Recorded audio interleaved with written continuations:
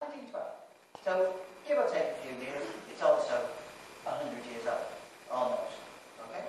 And to go with this little thing, we've got some pictures, photographs from the past. All of these people do have something in common. But I won't tell you what it is. Not yet. Because this is a game. And in this game, I want you to hold on to those objects. Tight, loose, doesn't matter. But try and get something from them. Okay? And as you hold those objects, I want you to make your minds blank and susceptible to impulse. Yes, no, I'll buy it, I won't. Impulse. That's what we want from you. We want you to be impulsive. Yes, not evasive. Impulsive. Now, I'm going to show you these cards in no particular order, just randomly. Some for you, might be yours, a few of you, I know. I'll show you these cards in a random order, and all you've got to do is say yes or no. Try and even it out. But don't be influenced by the pictures. Look beyond the pictures, get the feeling from the item you are holding in your hand, and you either say yes or you say no. If you say yes, I will put the card near you. If you say no, it goes in the middle of the table. It's discarded from the game. It's as simple as that. But you need to take a deep breath in and relax into it. Because it's how relaxed you are as to how well this little experiment tends to work. Yes or no is all I want you to say. Okay? Are you ready? Here we go. Now, pretty lady here. No, that was in the middle there, you see? This one. No, see, you're not impulsive. You're thinking, you're sitting there, you're pondering, you go, oh, should I? Don't do that. Impulse is good enough. This one. Yes, you see that? See? It was cured. You've been here 5 minutes. Cured. This one. No, okay? This one. No, fine. He's thinking very well. This one. Yes, that's a yes for you. Well done over there. This one. No. Okay. This one. Yes. This one. Okay. This one. Yes. This one. No. This one. Yes. Why, yes. Look at the state of him. If you see him, look at him. Look, a man who's been electrocuted with his head on upside down. It's ridiculous. Funny type of man. Who is she with? Just wanted to work with a gentleman like that. Right, this one. That's another yes for you. That's good. This one. That's a yes for you. This one. Ooh. This one. Yeah. So in the middle there. This one. Yeah. This one. No. Okay. So now, this one.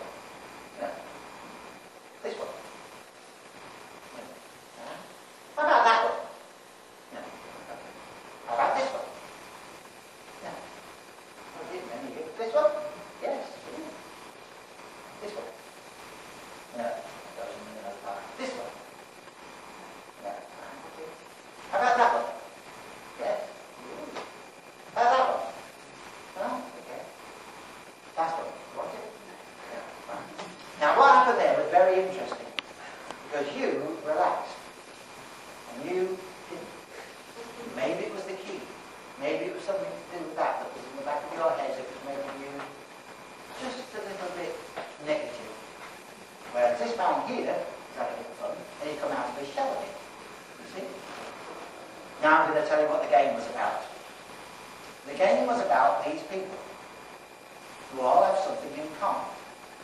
They were all passengers on the Titanic. For real. Real people, real photographs. That penny you're holding is dated 1912. In 1912, the Titanic sank. April 13th. Yeah. That penny was found on a bottle that was floated the following morning. Your pen belonged to the person who wrote down the names of all of the survivors on the ship in a ledger, which will be remembered forever. Okay? These people here, you dismissed. You said no. Because they meant nothing to you. You weren't relaxed enough to So on the back of these, we've got some that died, and some that survived, and some that died, some that survived, just a mixture. Real names. John Paul, he was age 42, he was in cabin D22, and he died, of course, on the same day as all the others. Now what you did, you didn't let go. Now, however, the few that you did pick, all died. You, on the other hand, opened your mind. And every single one of the people that you picked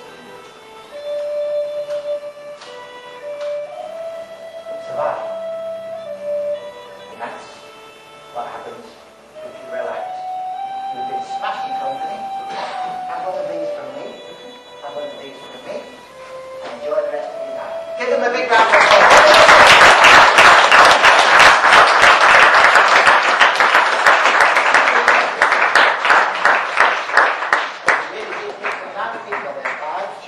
I think you did. I think you did very well there for me.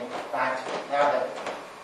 Oh, you're probably wondering, with my psychic powers, has anything strange ever happened to you? Well, I can tell you yes. I can tell you yes.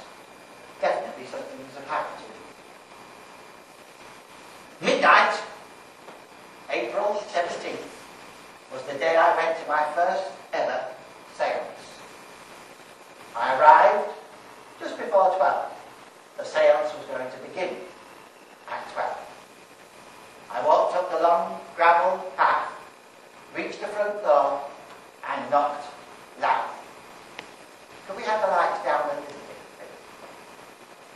That's it. The door was opened by the famous Italian mystic and psychic, Donatella Nobody.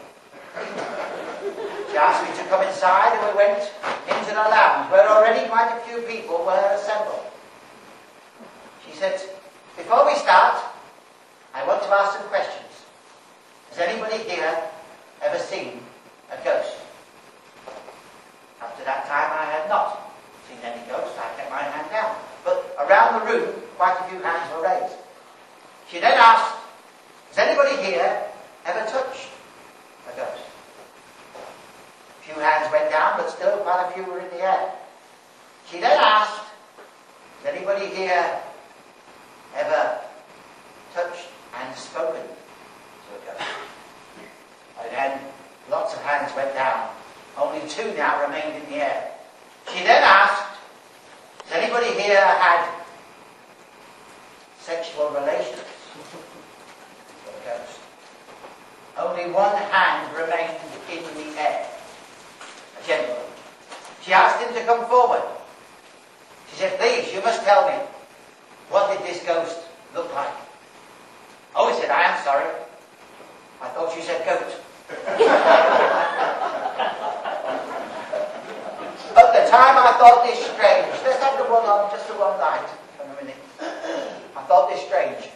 And it did not prepare me for the events what's to happen to me some 2 years later. I've been performing a show on a holiday camp, not far from here, just up the A12 on the Clifftop Road. At the time, my car was in the garage, so I'd taken the bus, public transport. The bus pulled up more or less outside the holiday camp. 1 or 2 of you may know it as Broadland Sands. Yeah? Yeah. Yeah, good. That's the point.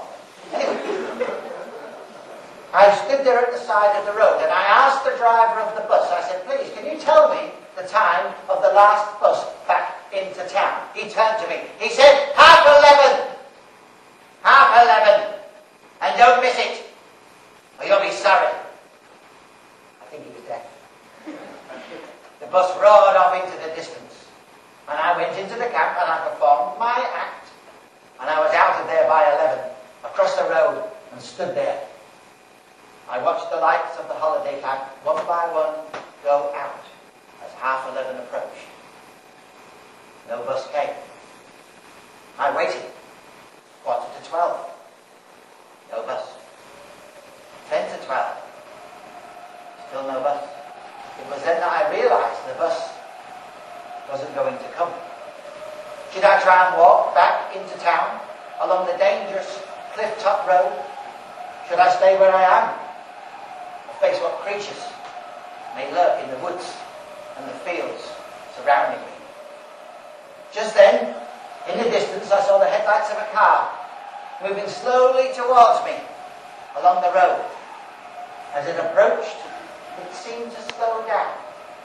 Somewhere in the distance, I heard a clock chime 12 as the car stopped just in front of me. I looked in. There was no driver. There were no passengers. It was a totally empty car.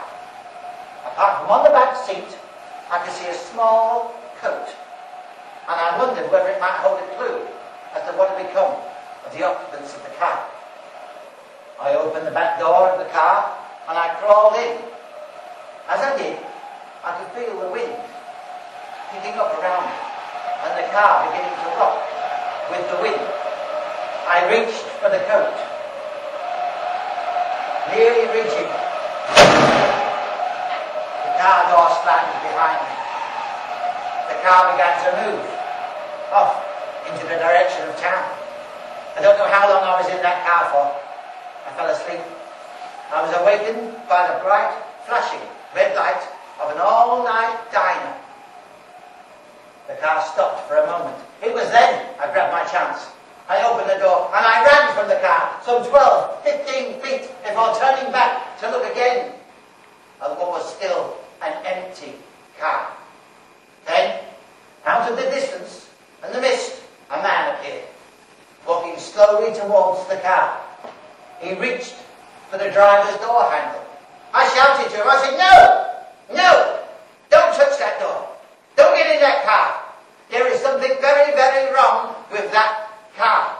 He looked at me, cold, black eyes, and he said, "I know. I've been pushing it for 3 miles." But the funny thing is, it was a good car. I ran around in it for a month or two. Right, so here we go. Time to clear things away and make room for our next little volunteer. How would you like this time to again? Take the chockies away. Get rid of them. Get rid of them. I'll tell you what, while you're doing that, I'll do my thing where I randomly pick someone from the audience. In fact,